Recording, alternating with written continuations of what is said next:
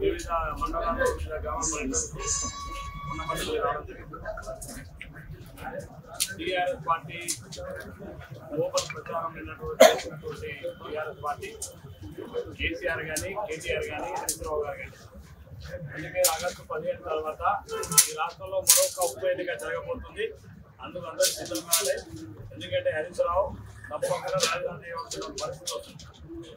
ఎందుకంటే రైతులకు సంబంధించి ఒక గ్లోబల్ ప్రచారం ద్వారా ప్రభుత్వాన్ని ముఖ్యమంత్రి గారిని బదనాం చేయాలని కంకణం పెట్టుకుంటున్నటువంటి టీఆర్ఎస్ పార్టీ వాళ్ళు రైతు బంధు విషయంలో కాంగ్రెస్ పార్టీ ప్రభుత్వం మొత్తం ఈ రాష్ట్రంలో 70 లక్షల మందికి రైతు బంధు ఇస్తున్నారు. అందులో 65 లక్షల మంది రైతులు ఇప్పటికీ చేసినారు. మిగిలినటువంటి వాళ్ళు కేవలం 5 లక్షల మంది. ఈ 5 లక్షలలో 10 ఎకరాల నుంచి మొదలు పెట్టుకుంటే 25-100 ఎకరాల లోపల ఉన్నారు. అటువంటి పెద్ద రైతులకు రాష్ట్ర ఆర్థిక పరిస్థితి దృష్ట్యా కొన్ని రోజులు ఆలస్యం. మొన్ననే 3 రోజుల క్రితం ఉన్నటువంటి రాష్ట్రంలో 70 లక్షల మంది రైతు సోదరులకు రైతు బంధు ఇచ్చారు.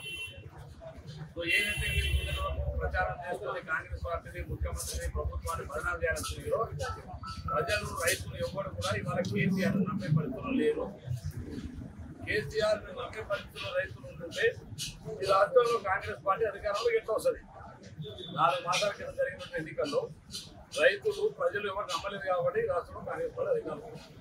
మళ్ళీ కూడా నిన్న హరీశ్రావు మొన్న చెప్పినటువంటి మాట, మీరు ఆగస్టు 15వ తారీఖు లోపల రుణమాఫీ 2 లక్షల రుణమాఫీ చేయకపోతే నేను రాజీనామా సిద్ధం అన్నాడు.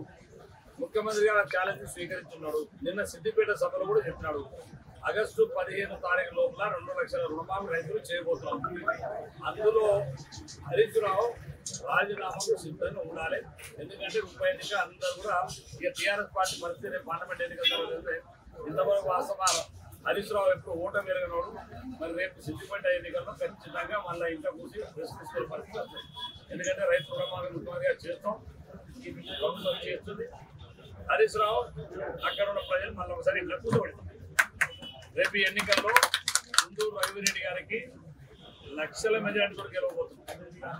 అందుకే దేవరకొండలో కానీ నల్గొండ పార్లమెంట్లో ఉన్నటువంటి అందరూ ఓటర్ మహాశైలు కోరుతున్నాం. ముఖ్యంగా దేవరకొండ ఓటర్ మహాశైలు అందరికీ కోరుతున్నాం. అన్ని వర్గాల ప్రజలు ఇవాళ కాంగ్రెస్ పార్టీ రఘువీరెడ్డి గారిని గెలిపించాలని భారీ మెజార్టీ కావాలని చెప్పేసి అందరూ కూడా ఇవాళ ముందుకు వస్తూ ఉన్నారు. స్వచ్ఛందంగా చాలా మంది వాళ్ళ పార్టీలో చేరుతున్నారు. చాలా మా కార్యకర్తల నాయకులందరూ కూడా ఎందరూ కూడా లెక్క చేయకుండా రాత్రి మొదలు వారం రోజులు కష్టపడుతున్నారు. అందుకనే భారీ మెజార్టీ దేవరకొండ నుంచి ఇవ్వబోతుంది. ఈ రాష్ట్రంలో దేశంలోనే అత్యధికమైన మెజార్టీ గెలిచే ఎంపీ ఎవరంటే గుంటూరు రఘువీరెడ్డి గారు.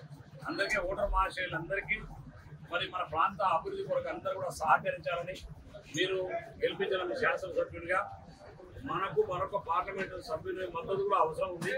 ఈ ప్రాంతం అభివృద్ధి చెందాలంటే నాతో పాటుగా పార్లమెంట్ సభ్యులు కూడా ఉంటే ఇద్దరం కలిసి ఈ ప్రాంత అభివృద్ధి కొరకు యువకుడైనటువంటి నేను ఇద్దరం కూడా కలిసి మరి ప్రాంతంలో ఉన్నటువంటి పెండింగ్ ప్రాజెక్ట్ ఏవైతే ఉన్నాయో ఎస్ఎల్బిసి టన్నల్ కావచ్చు, అదేవిధంగా ఢిల్లీ లిఫ్ట్ ఇరిగేషన్ కావచ్చు, అదేవిధంగా గుట్టల ప్రాంతంలో ఉన్నటువంటి స్మాల్ లిఫ్ట్ ఇరిగేషన్ కావచ్చు, ఇవన్నీ పూర్తి చేసేటువంటి కార్యక్రమాలు పూర్తి చేయాలని మీ అందరి యొక్క